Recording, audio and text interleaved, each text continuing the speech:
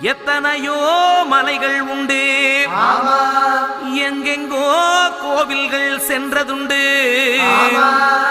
ஆனால் உன்னை போல் ஒரு தெய்வத்தை உலகில் நான் கண்டதில்லையே ஐயப்பா. சுவாமியே சரணம்.